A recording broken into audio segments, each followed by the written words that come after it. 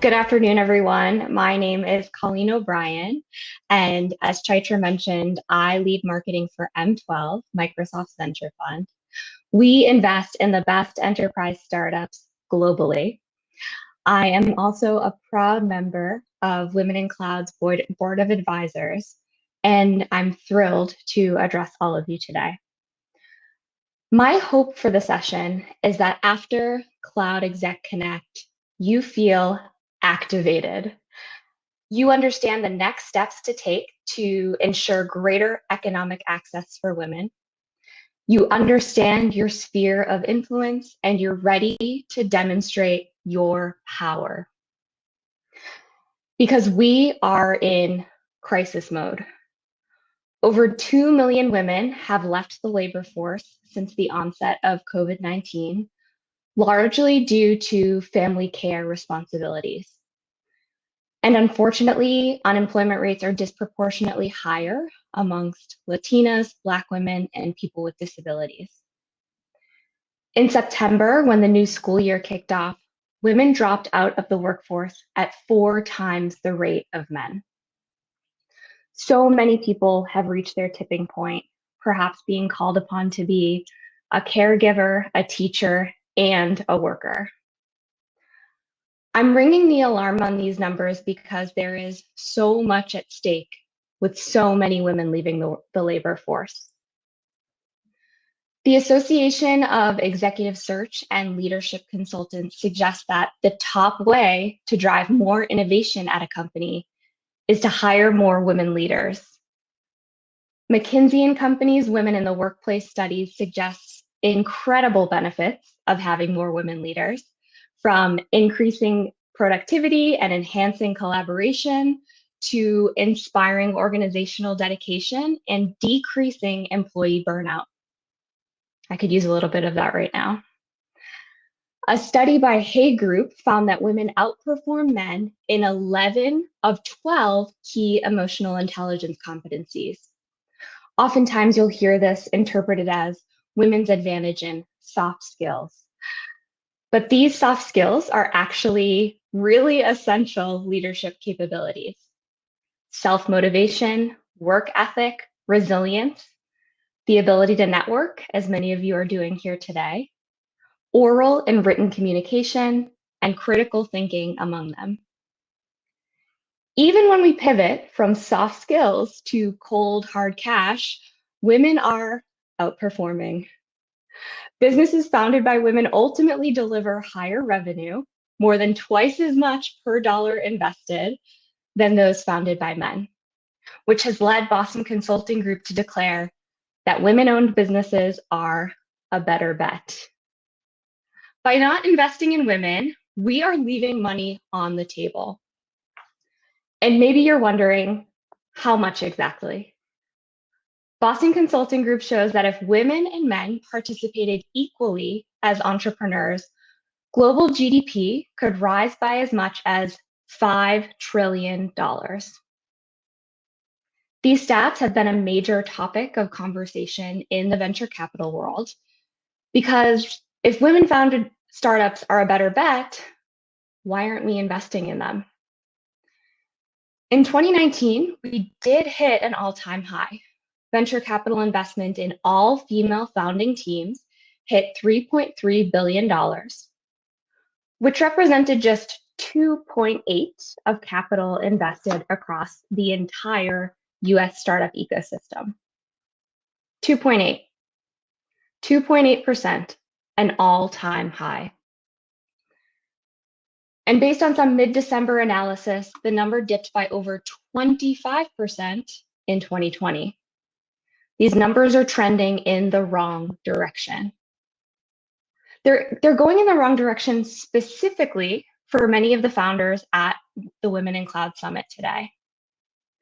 Crunchbase found that women building companies that offer gender-neutral products and services, companies that offer generations, have an even more difficult time raising venture capital than their female-focused counterparts, ultimately amassing only 54% of the funding that women-founded, women-centric companies received. I'm going to break this down a little bit more. If you are selling cosmetics to women, you are likely to receive more VC funding than a woman building an enterprise SaaS company. Some of you may have read the recent Business Insider coverage on the hundreds of startups that go public every single year. Unfortunately, only 20 have been founded and led by women. No, not 20 last year, 20 since the founding of the New York Stock Exchange in 1817. There are many issues at play here, among them that only 13% of all VC decision makers are women. But whether you're supporting women entrepreneurs by sharing their social posts or through your own angel investing, the time to step up is now. I wish that I could tell you that venture capital is the only hurdle for women founders, that after funding, it is a breeze to grow a company.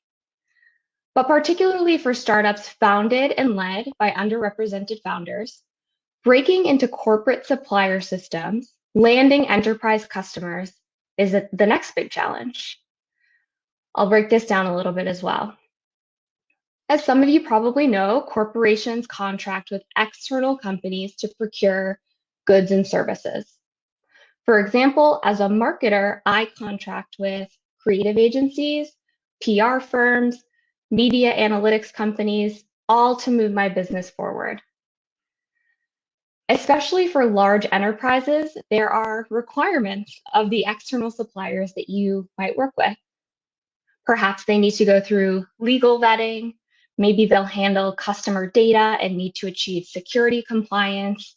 Or perhaps their software is going to be used by a lot of employees and it needs to be accessible. Due to these checkpoints, it can sometimes take over a month, let's be real, sometimes many months, to get a new supplier into the corporate procurement system and be cleared for setting up those contracts.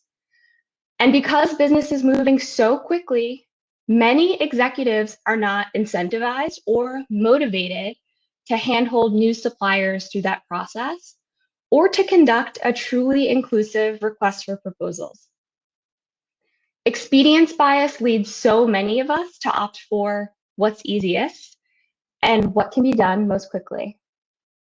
We decide to work with those incumbent suppliers, the ones who have served this business all along.